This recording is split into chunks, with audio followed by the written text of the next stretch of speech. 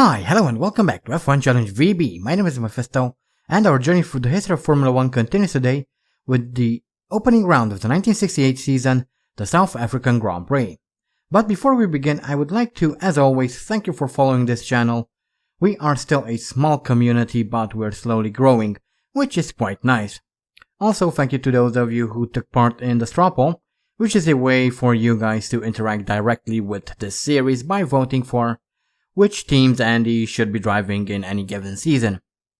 And with that, let's actually have a look at the poll results.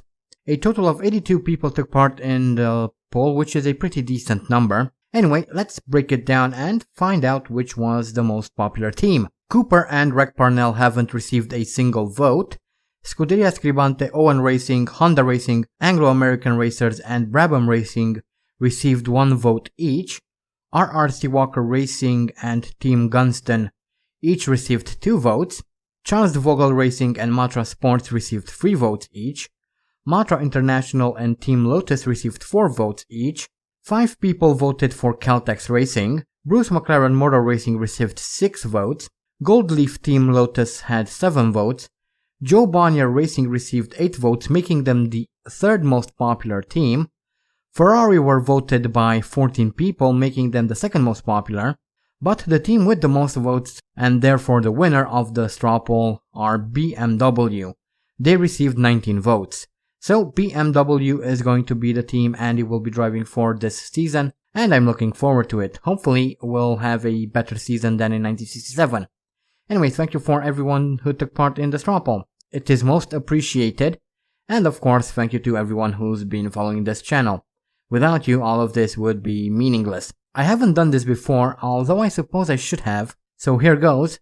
Hello and welcome to any new subscribers, and thank you for lending your support. It is very much appreciated. But with that, let's move on because there's a lot to cover in this video, and let's start by taking a brief look at the real-world 1968 season. It started on the 1st of January and ended on the 3rd of November. It was comprised of 15 races, 12 of which were part of the World Championship, whilst the remaining 3 were non-championship events. The Drivers' Championship was won by Graham Hill, who scored 48 points and won 3 of the 12 races. Jackie Stewart ended the season with 36 points, he also won 3 races, and Denny Hulme finished the season in 3rd with 33 points and won 2 races. The top 3 teams in the Constructors' Championship all used Ford engines. That just goes to show how good the DFV engine really was. Anyway, the Constructors' title went to Lotus Ford. They won 5 races during the season and scored 62 points. McLaren Ford won 3 races and ended the season in 2nd with 49 points, whilst Matra Ford occupied the 3rd spot. They had 3 victories during the season and scored a total of 45 points. 1968 proved to be yet another deadly season, with no less than 5 people losing their lives, including among them one of the greatest drivers ever to grace the sport, Jim Clark, who unfortunately lost his life during a Formula 2 race at Hockenheim where he lost control of his car, careened into a tree and was killed instantly. This is arguably one of the greatest losses of talent in the sport, along with Ayrton Senna. The next fatality took place during practice for the Indianapolis 500, where Mike Spence tragically lost his life. Ludovico Scarfiotti would be next to lose his life. He died during a hill climb race in Germany. And lastly, Frenchman Joe Schlesser lost his life after a crash during the French Grand Prix. Despite 1968 being another tragic season, there were some upsides to the season as well.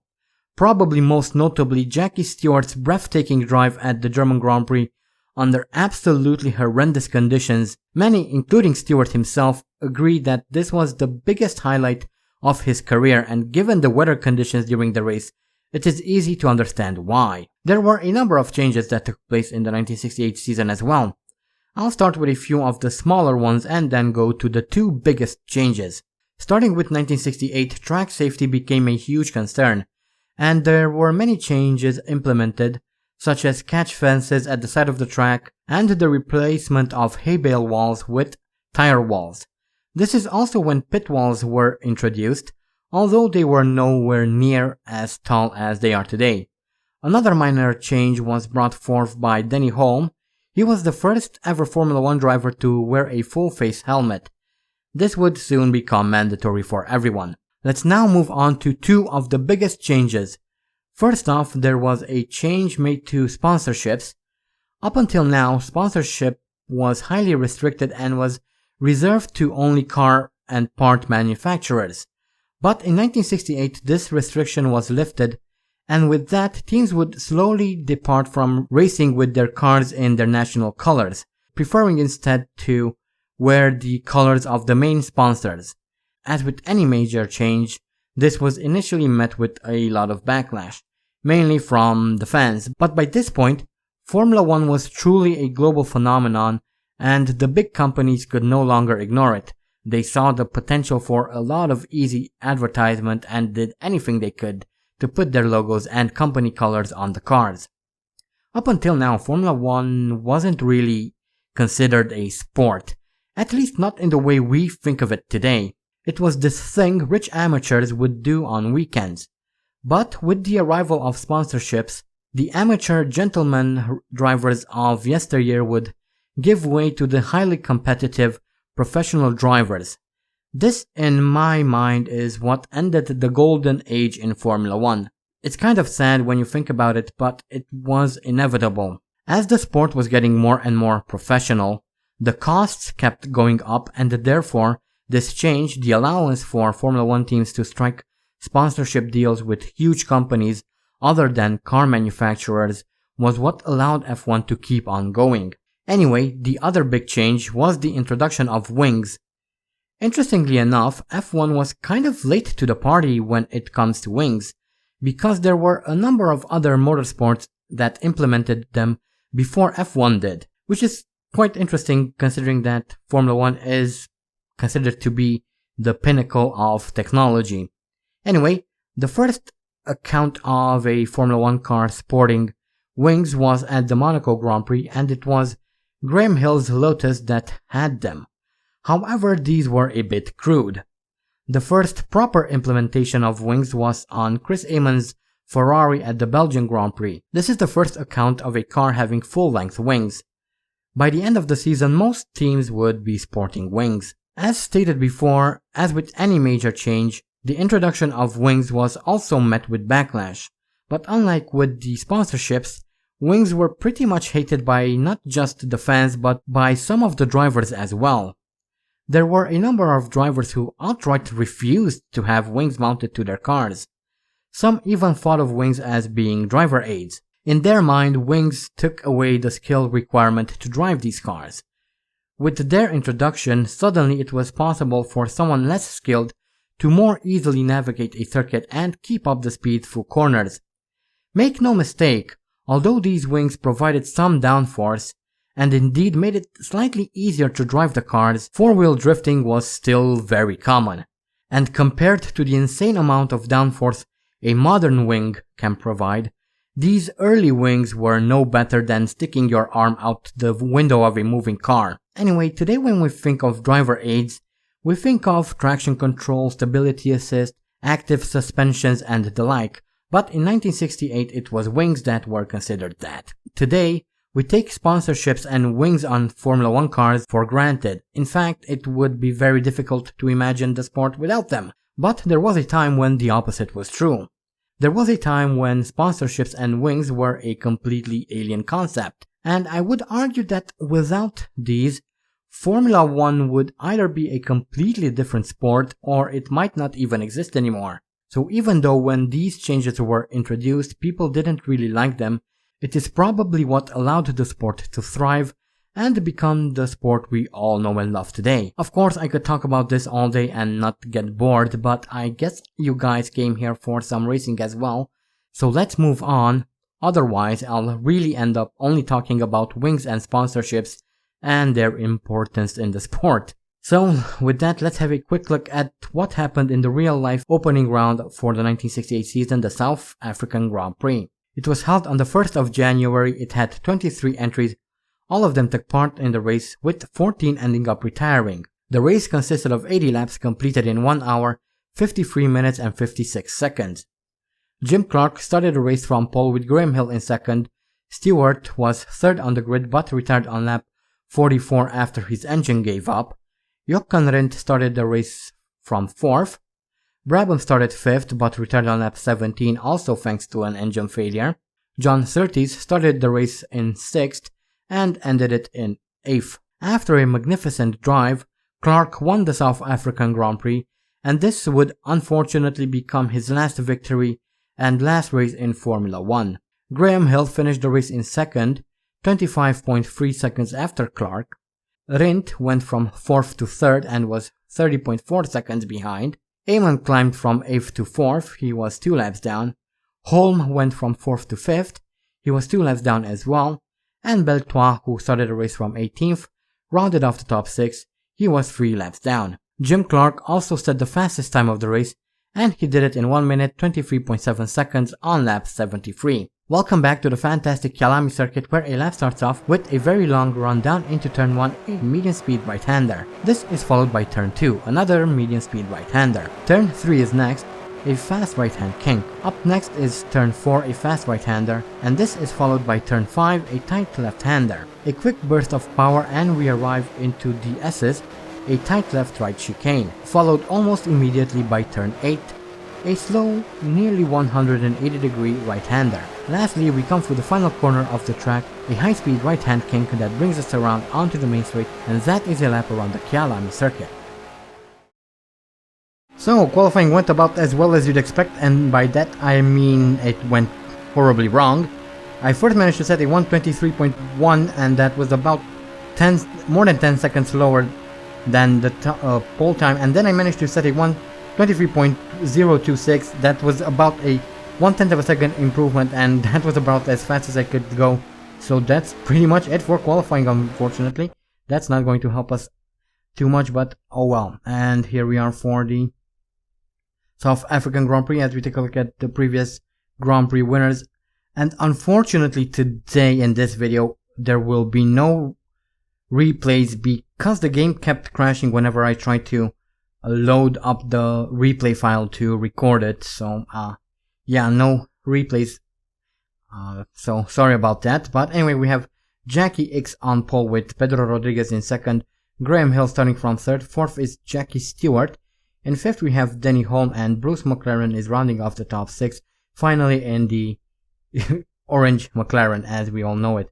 Richard Atwood starting from 7th, in 8th we have oops, sorry, I missed that. Gavin 9th, Courage 10th, 11th Redman, and 12th we have Joe Siffert, Clark 13th, 14th Deadamich, 15th is Mike Spence, Chris Amon is 16th, in 17th we have Jackie Oliver, Jochen Rindt starting from 18th, 19th is Henry Pescarolo, Joe Banier is 20th, 21st is Jean-Pierre Beltois, 22nd is Vic Elford, Lucien Bianchi starting from 23rd, 24th is Ludovico Scarfiotti, John Love 25th, Silvio Moser 26th, Jack Brabham 27th, Joe Schlesser 28th, 29th Dan Gurney, Pretorius 30th, 31st is Van Rooyen, and 32nd is Andy Higgs.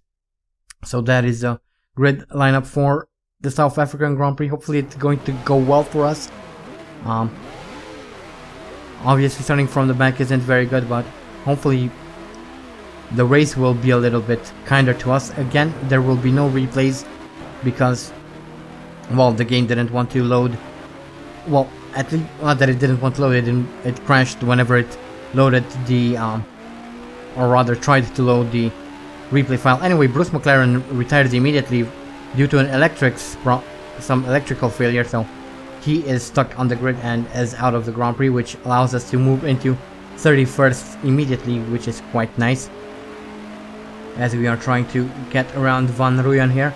And by the end of the lap I actually managed to catch up to Van Rooyen. He is very slow on the straight, so we move up into 30th, now chasing after Pretorius, who I catch towards the end of lap 2 and also overtake, which allows us to move up into 29th. On lap 6, John Love had an engine problem and we saw him at the side of the road upside down, That allows us to move up into 28th. A little bit later on lap 6, Jost Schlesser went off and we overtook him as well. And there we see Richard Atwood at the side of the road, retiring with an engine failure, and we move up into 26. Now moving on to lap 29, we managed to overtake Jean-Pierre Beltois, who spun his car and went off, but is still in the race. Then on lap 11, as we are about to be lapped, I managed Lucien Bianchi retired from the race, and that allows us to move up into 24th. Still lap 11, where I went off. I went very fast into this tight left-hander. I braked quite late, and that until I managed to get back into the race, Jean-Pierre Beltois caught up to me and overtook me. However, as we started lap 12, I managed to catch back up to him, so we moved back into 24th as we overtake that Gold Leaf Lotus. However, I do mess up a little bit and allow it to lap me once again.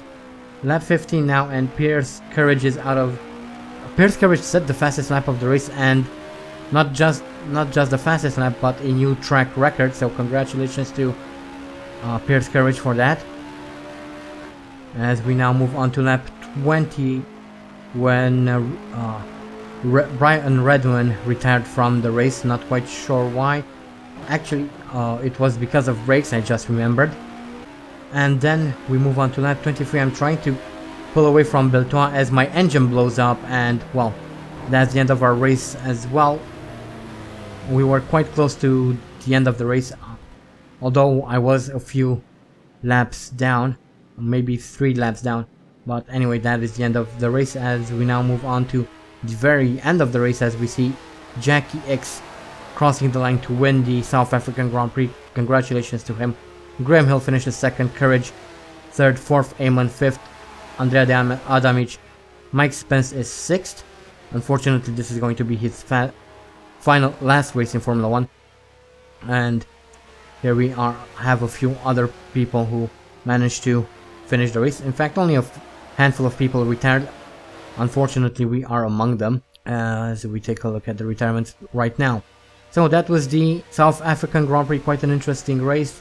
Again, I'm sorry that I couldn't show you the replays, but again, the game kept crashing every time I tried to load the replay file to record them, so I couldn't really do anything about it. It's unfortunate, really, but hey, let's move on. And here are the career statistics. This was Andy's 162nd Grand Prix.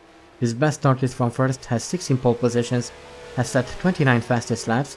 His best finishes in first, has completed 100 races, 77 of them in the points, has won 44 Grand Prix, 4 at the Indianapolis 500, 6 in Monaco, has 8 championships under his belt, has scored a total of 521 points, has retired 62 times, has experienced 3,395 out of 4,239 laps, has 8 bronze trophies, 16 silver trophies, 44 gold trophies, and as an extension, 44 podiums.